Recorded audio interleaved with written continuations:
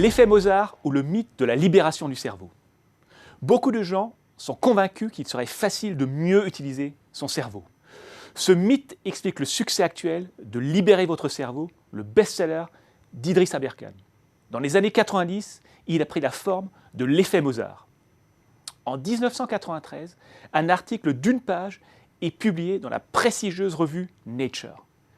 Ces résultats sont surprenants. Ils montrent que des étudiants qui ont écouté un extrait d'une sonate de Mozart avant de passer un test de QI ont obtenu 9 points de plus que ceux qui sont restés dans le silence ou qui ont fait un exercice de relaxation. L'étude fait l'objet de nombreux articles dans la presse. L'existence d'un effet Mozart se répand comme une traînée de poudre.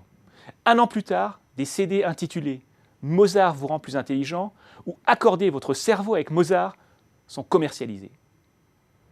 Plusieurs groupes de chercheurs tentent alors de répliquer les résultats de l'étude parue dans Nature. Au total, 16 études seront publiées sur l'effet Mozart, la première et 15 réplications.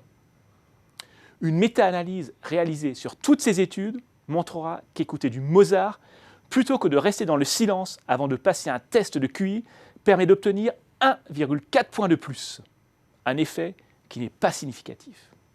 En revanche, écouter du Mozart plutôt que de se relaxer permet d'obtenir 3 points de plus, un effet significatif.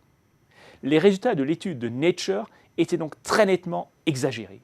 Surtout, ce n'est pas le fait d'écouter du Mozart avant de passer un test de QI qui rend plus intelligent. C'est le fait de se relaxer avant de passer ce test qui rend plus bête, ou en tout cas qui ne met pas dans les bonnes conditions pour se concentrer. Contrairement à l'étude de Nature, les réplications et la méta-analyse ne connurent pas un grand retentissement médiatique.